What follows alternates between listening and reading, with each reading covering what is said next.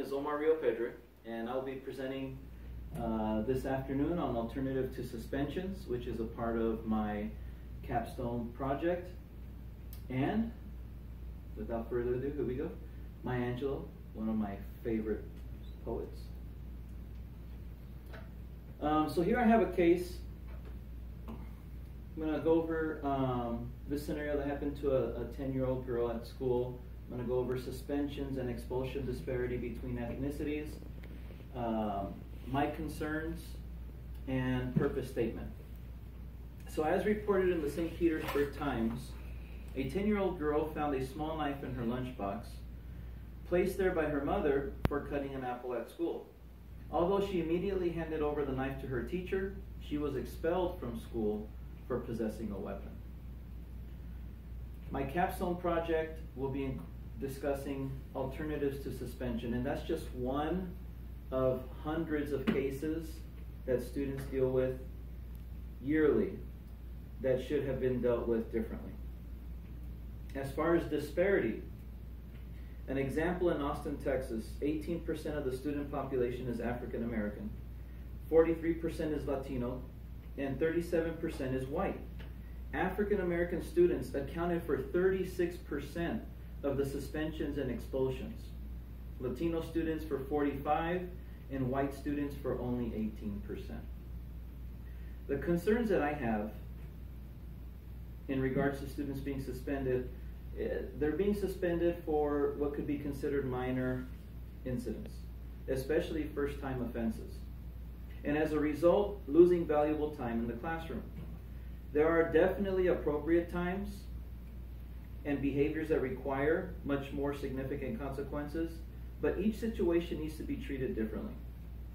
According to Higgins and Tyler, June 2017, the conversation has shifted from one of a zero tolerance, tough on violence stance to a conversation espousing other means of correction and restorative practice. The purpose. Personally, I believe zero tolerance policies were created with good intentions in order to maintain safety and discipline in schools.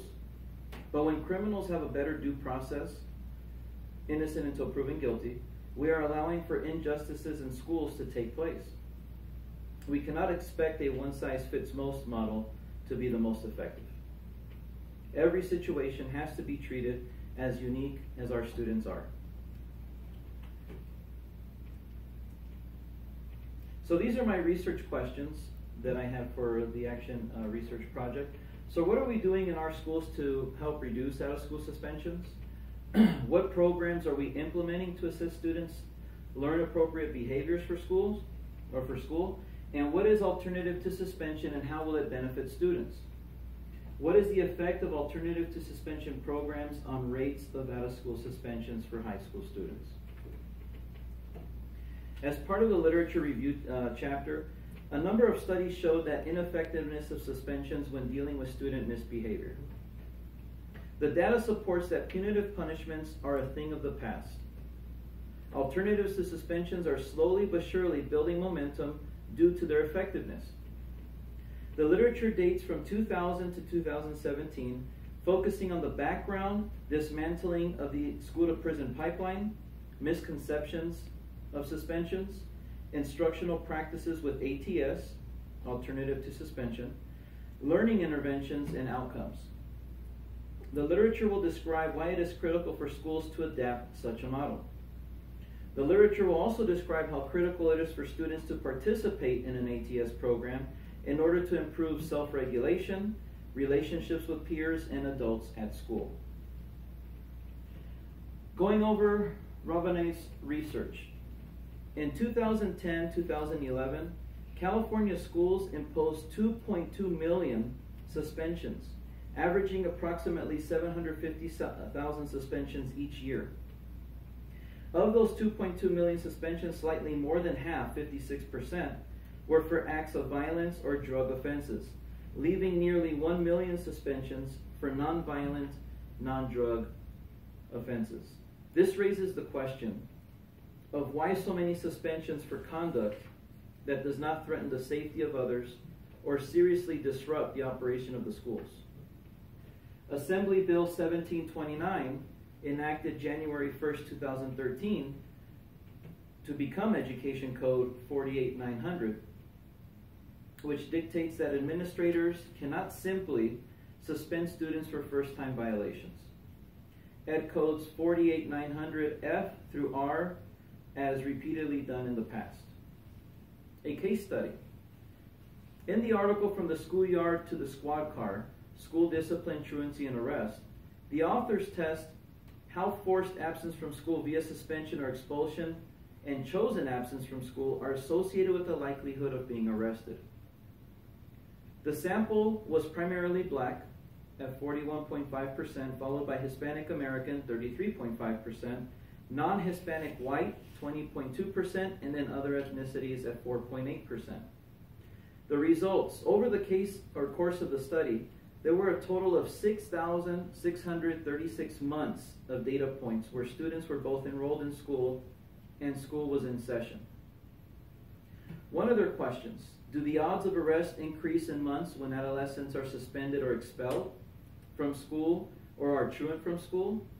Researchers found that in months when an adolescent was suspended or expelled from school, the adolescent was 2.1, a little over 2 times more likely to get arrested that month compared to months when the adolescent was not suspended or expelled. In months when a youth was truant from school, he or she was almost 2.5 times more likely to be arrested compared to months when the adolescent was not truant from school. And another question they were trying to answer is the association between school suspension or expulsion, truancy, and arrest moderated by individual characteristics. They tested if individual characteristics moderated the association between being suspended or expelled or being truant from school in a month and the likelihood of arrest. They found no evidence that sex, race, and age moderated the association between the time-varying covariate of being suspended or expelled from school on arrest, nor the association being truant from school and arrest. The last moderator we tested, the authors, was early problem behaviors. While early onset problem behaviors did not have an effect on the association between truancy and arrest, early onset behavior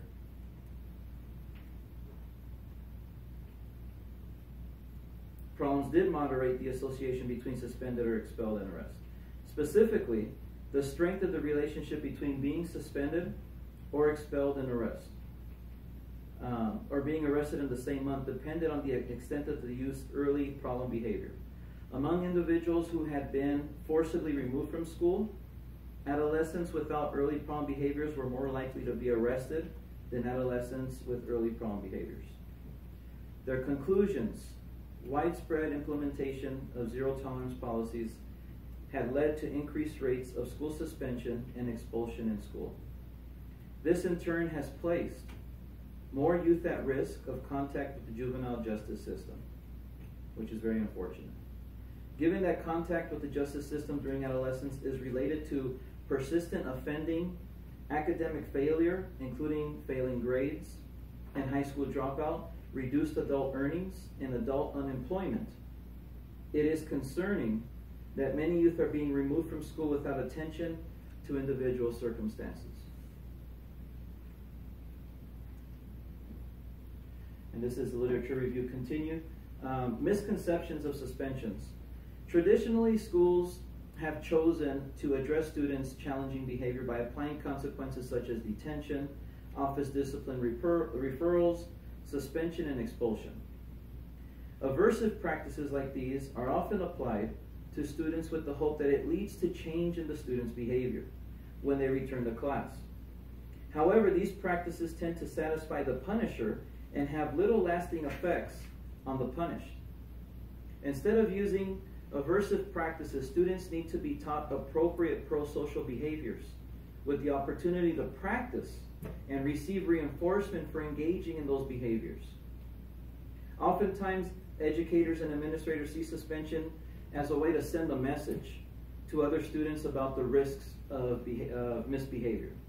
When problem behaviors occur in the classroom, educators may attempt to make an example of the student engaging in the inappropriate behavior, hoping the rest of the class will avoid the problem behavior to escape a similar consequence. In actuality, the majority of the students are unlikely to engage in problem behavior to begin with, as they have the knowledge, skills, and understanding to follow the expected behaviors and are naturally reinforced by their success. Historically, suspension has been viewed as a way of obtaining a parent or caregiver's attention and requiring involvement from the families. Although research has clearly demonstrated the positive link between parent involvement and student outcomes, research has also demonstrated that out-of-school suspensions is not an effective route to parent engagement, but rather detrimental to the family, school partnerships, and relationships, especially for families from historically marginalized groups. So, alternatives to suspensions and some other ideas. The law encourages creativity by school officials in employing disciplinary alternatives to suspension, subject to the legal parameters set forth in the Education Code. The legislature has also expressly set forth some specific disciplinary alternatives in the Education Code. These include 1, community service, 2, requiring parents to attend class, 3, temporary removal from class, 4, other means of correction, for example, an ATS program. And the ATS model, which keeps students in school, supports teachers in the classroom, and provides administrators with a workable framework to attend to student discipline, as well as to facilitate the culture shift that incorporates restorative practices in everyday routines.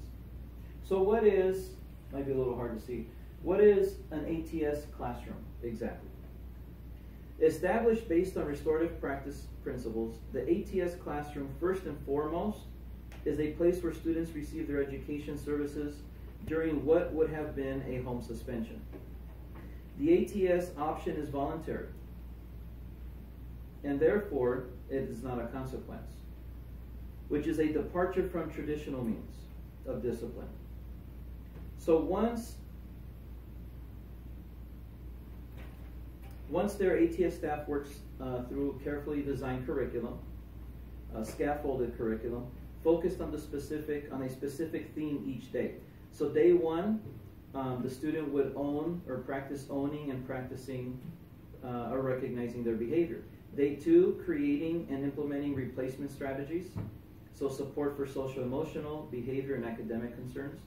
Day 3, they would have goal setting and making amends with those harmed directly and indirectly. Day 4, recognition of those harmed. And day 5, they would work on reintegration back into the classroom and school settings. Herner's poem. I found this poem to be quite appropriate and powerful at the same time. If a child doesn't know how to read, we teach. If a child doesn't know how to swim, we teach. If a child doesn't know how to multiply, we teach. If a child doesn't know how to drive, we teach. If a child doesn't know how to behave, do we teach or do we punish? Why can't we finish that last sentence as automatically as we do the others? And next up, methodology, which included 30 students from Tahquitz High School, 30 students from West Valley High School. I should mention that they were randomly selected.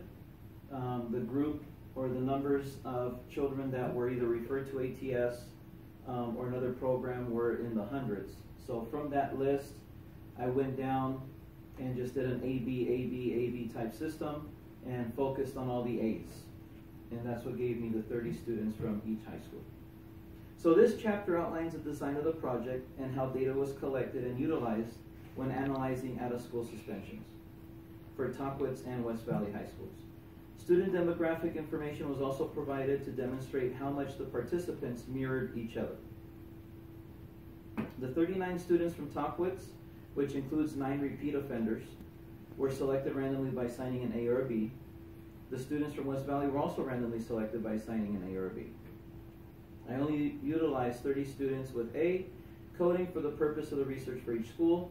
Internal and external validity and reliability were accounted for by using a t-test. A t-test is a popular and common statistical technique that determines the degree of significance between the means of two groups. As part of this action research plan, I met with the principals from corresponding high schools to discuss the ATS program I learned that although this school year, 2018-19, all high schools in the corresponding district, which is Hemet Unified, began utilizing ATS.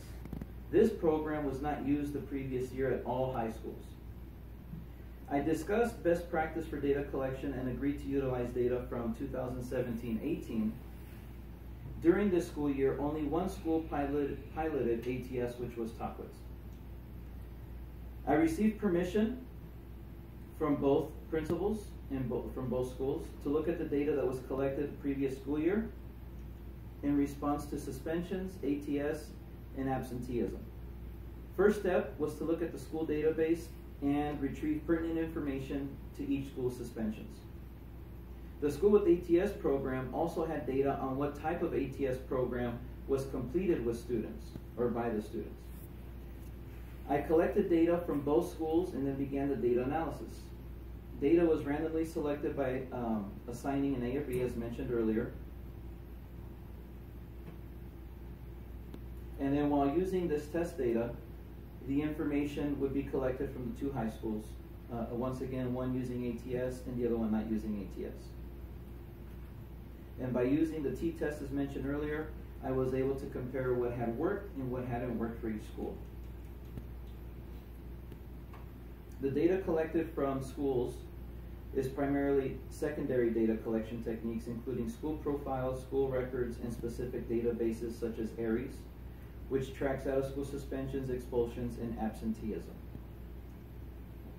Data analysis and results. This is one of the pie charts that I have in my action research paper, and it describes, just for Tahquitz High School, ed code violations. So as you see, habitual truancy, from the sample, 33% of those kiddos have a challenge there, followed by ed code A. Ed code A is at about 26%, ed code C being at 30%, and then ed code I, 10%. Ed code A would be those things such as fighting, physical confrontations. Ed code C would incorporate more of drug type offenses, and ed code I just drew a blank.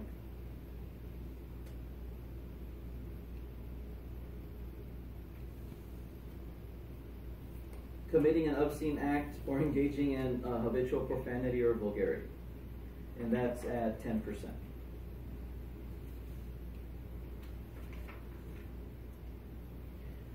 Different pie chart. This is for West Valley. It's a little cut off here, but habitual truancy, which wasn't as much of a challenge for this school as it was for Tahquitz, 6.7%. Ed code A violation, about 53%. Ed code C, 36, almost 37%, and then Ed code I, 3.3%. So as a school, West Valley, some of the interventions they utilized to help students when they were being disciplined consisted of office disciplinary referrals, PBIS, which stands for Positive Behavioral Interventions and Supports, in-school suspensions, out-of-school suspensions, and BAR, which is Building Assets, Reducing Risk programs, and that's specifically for 9th grade students. As a result, this school appeared to have a higher number of education code violations, specifically codes A and C, which were as follows. So code A, attempted to cause or threatened to cause physical injury to another person, willfully used force or violence upon the person of another, except in self-defense. And C, unlawfully possessed, used, sold, or otherwise furnished or been under the influence of any controlled substance.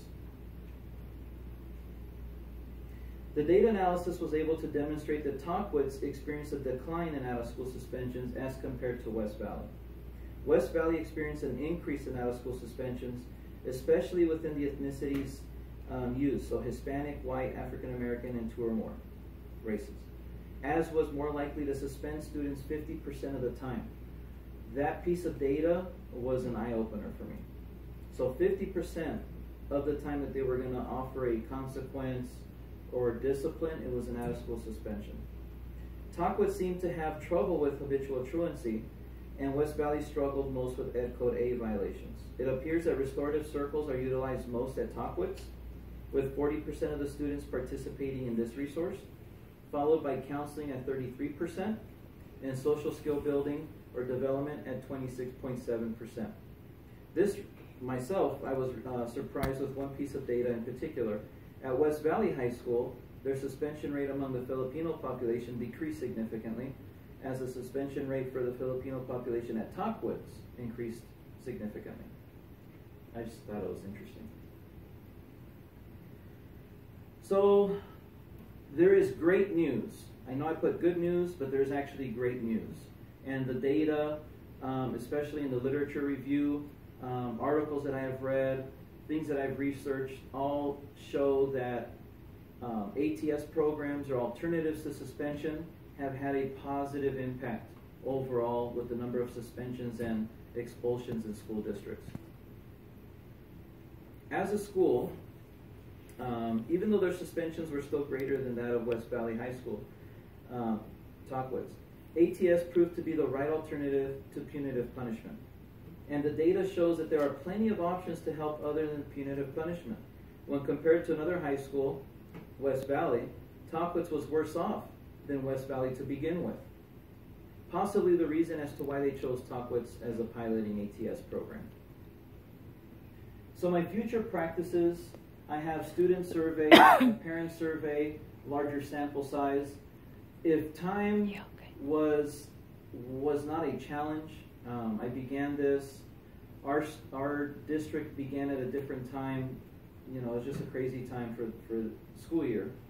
But if I would have had additional time, I would have loved to have done a student survey prior to beginning the ATS program, and then after, like a pre and post test. To really be able to ask the students, you know, what might be going on? What led you to come here? Is there anything that you think you need help with? You know, types of supports. To better understand their situation. And in turn, which I think that it would only help the school, build relationships with those kids. As far as parent surveys, I think we need to build really strong and lasting relationships with parents. Sometimes parents get that call, or they get notified, or they get some type of communication when their student has made a mistake or done something wrong. And that's not how you really want to start a relationship with those parents. So I think a parent survey, as far as asking them, what do you think our school could do better? What do you think we could provide to better help your son or daughter? I think those are strong points. I put a question for a larger sample size. I used 30 for each high school. Again, if I would have had the time, maybe a larger sample size would have given a little bit more consistency. Maybe not, but that would have been something to consider for future practice. Personal experience, what I have learned. I already felt strongly about suspensions and expulsions, but when I started to dig deep, reading the research, attending conferences that were aligned with my topic, I've learned so much more. And I'm really grateful for this experience. It's been challenging and it's been very difficult, but I have learned very much. In Fenning and Rose 2007, discipline staff rarely questioned students about the particular details of their misbehaviors. Rather, they focused on student factors such as grades, attendance, such as academic achievement, past suspensions, and in some cases, future plans for employment. That just sounds cruel, honestly. I was recently given the opportunity of attending the Excellence Through Equity Conference in Indian Wells, so maybe about 2 weeks ago. And this conference was designed to provide educators with the information and resources needed to eliminate the gaps in achievement, expectations, and opportunity for students from diverse ethnic and socioeconomic backgrounds. The conference content focused on state priority aligned with best practices that should be implemented to create equitable school environments for all learners. One of the keynote speakers, Dr. Steve Perry, brought up a great point, that we cannot talk about equity without bringing in empathy. In order to be equitable, we must empathize with students and their unique situations in order to help guide and teach them accordingly. He also goes on to say that every single one of us needs to come to our calling with humanity. I know what my life is or was like, but I don't know what your life is like. That's a quote from Dr. Perry. In other words, we cannot make generalizations on someone else's situations and or experiences based on our own. Another keynote speaker at this conference was Dr. Abdul Malik Muhammad. He used data to present eye-opening realism. Dr. Muhammad shared the male rule of 39, 59, and 69, which has a direct correlation between males of color, education, and their life expectancy. I have never heard of this, but it just made sense when he presented it. Dr. Muhammad explained that if a male student of color ends up dropping out of school, his life expectancy is only 39 years. If that same student graduates from high school, he has just increased his life expectancy to 59 years. 20 years just by obtaining a high school diploma. Lastly, if that same student goes on to complete his college education, he has just manipulated his life expectancy to 69 years. It was incredible for me to hear how much of an impact education could have on a male of color. However, it did make complete sense. The life-changing opportunities that education holds and brings to people can also be life-saving opportunities for male students of color.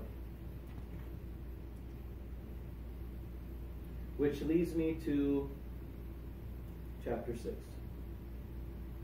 in the faith integration. So this is a verse. Now swear to me here before God that you will not deal falsely with me or my children or my descendants. Show to me and the country where you now reside as a foreigner the same kindness I have shown to you. The verse, although dealing with land and people, can also serve as a representation for how educators interact with the youth of today. I interpret this verse to mean that we must be true with the kids in our schools, their families, and to those that will come in the future. The message of kindness in this verse also strikes a chord with me. Some of the youth today, due to their circumstances, miss out on receiving kindness from others.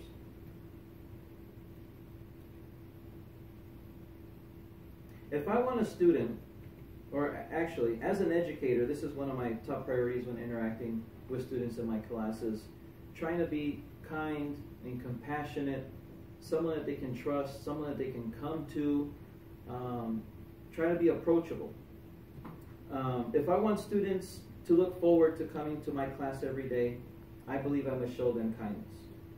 If I want my students to learn, take chances and feel safe in my classroom, I must show them kindness. I must show kindness to them if I want to build strong and lasting relationships so that they in turn can trust me and work hard in our classroom. Our education system has brought us to a crossroads, especially in the area of suspension and expulsions. Robert Frost's poem, The Road Not Taken, comes to my mind and is a great analogy from where I stand. Mr. Frost states, 2 roads diverged in the yellow wood, and sorry I could not travel both, and be one traveler. Long I stood and looked down one as far as I could, to where it bent in the undergrowth. Then took the other as just as fair, and having perhaps the better claim, because it was grassy and wanted wear. Though as for that the passing there had warned them really about the same. And both that morning equally lay, in leaves no step had trodden black. Oh, I kept the first for another day, yet knowing how way leads on to way, I doubted if I should ever come back. I shall be telling this with a sigh, somewhere ages and ages hence, 2 roads diverged in the wood, and I took the one less traveled. And that has made all the difference. Educators also stand at 2 roads diverged in the wood. I have answered the calling into this profession, because our kids are worth whatever it takes. We have traveled down the same beaten down path for decades, yielding the same results. I vow to do everything in my power to take the road less traveled, as I know that road will make all the difference. This has been my presentation. I am Omar Rio Pedra, and thank you for your time.